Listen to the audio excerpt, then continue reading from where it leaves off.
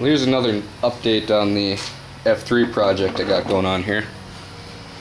Last week I went and I picked up a new rear axle for it, and this is a Dana 60 out of 1970 F250. It has, I believe it's the same width, that's what I've read, and it's got the spring perches welded in the right places. And it's got 410 gears in it, so it'll be an improvement over the, I believe they're 489s in the Timken rear end. So this should get me up to hopefully at least 65 miles an hour. Probably not, but I think with those 489 gears, that'll probably top out at maybe 40 miles an hour. Plus I can't use this rear end anyways. It's got 14-inch drums and backing plates, and that'd be probably, I'm not sure how much of a pain it'd be to swap out the rear backing plates with different ones. But the Dana 60's got a better gear ratio anyway, with, you know, 410 gears and all that. But I picked it up for $100, and, you know, I guess it's just like any other axle that's been sitting underneath a truck for 40 years. It's pretty rusty, and I'm gonna have to rebuild pretty much all the brake components. Gonna have to get these shoes relined. But there's a clutch and brake shop downtown that'll do that. I mean, there's hardly anything left on them, and this is exactly how it looked like when I pulled off the drum. And, you know, unless I'm missing something completely obvious, the only way to get that drum off is to pull out the axle shaft, which I did, and that took a hell of a lot of work. I pulled out the axle shaft, which looks like this. It's got 8 studs right there, and it's got bolts on them. Then it's got a wedge-shaped collar that goes inside each one of them. I'm not sure if that's just like acts as a spacer or something, or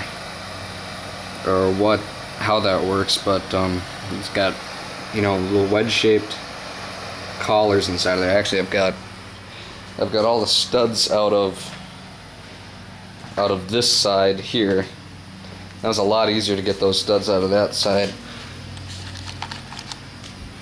Here's what those collars look like, just like that. But the studs came out of this side really nicely. I had it soaked in some PB Blaster for a few days, and those studs backed out without the nuts coming off for most of them. And I locked 2 nuts together on a couple of them to get the studs out. And once I got that axle shaft out, I had to take off the 2 nuts and the locking ring and the outer bearing and pull those out so I can get the drum off. And I didn't even adjust these brake shoes at all to crank them in or anything to slide the drum off easier. I probably should have, because they were binding pretty well, but I finally got it off with some prying and some hammering and everything. But this side is just being a pain in the ass. So I got the propane torch sitting on one of the studs right now. I got 2 nuts locked together there, and I'm going to try to back that off of there. And it's going to be a long process, but hopefully if I can get all those off of there, I'll be able to take this side off too. And on the F3, it's got almost the same setup, except it doesn't have a let's see, I'm trying to remember how it works, but the drum and the hub, these two are mated together with 3 screws that sit flush on these faces, on this facer. There are 3 screws that hold the hub to the drum. Now I really don't know how this works, because those 2 are rusted together. I'm not sure if they're threaded on or what, but I believe this hub is just pressed up against the drum, and I think they got rusted that way because I went in there with a chisel and I couldn't break them apart or anything. And there's really no way of getting that drum off without, oh, it's heavy, without taking that whole bearing assembly and axle shaft out.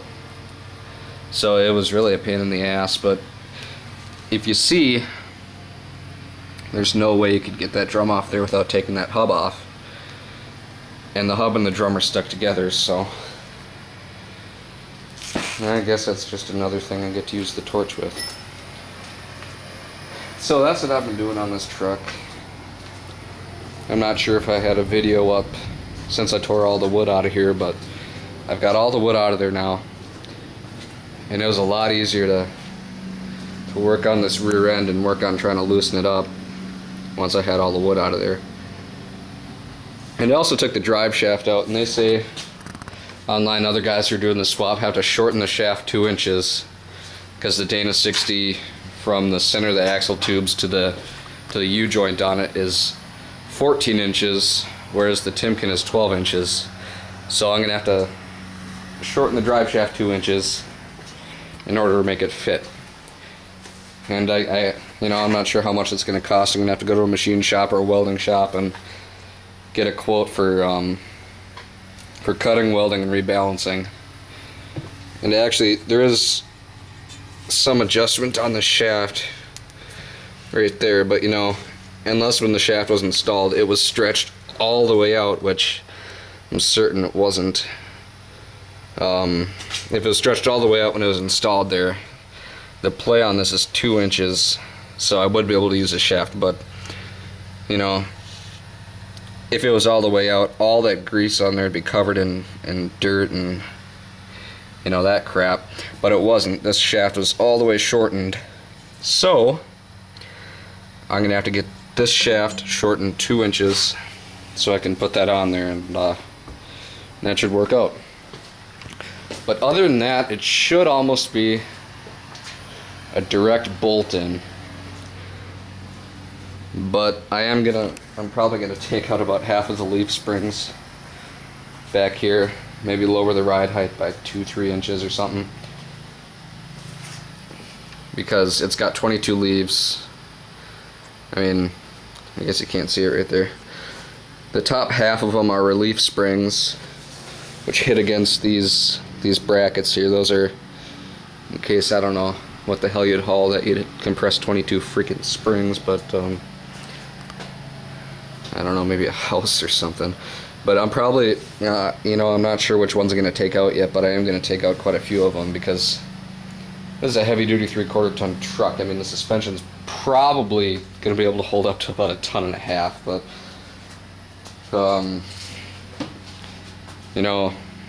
I don't even have shocks back there. Just leaf springs bolted to the frame. That's going to be such a solid ride.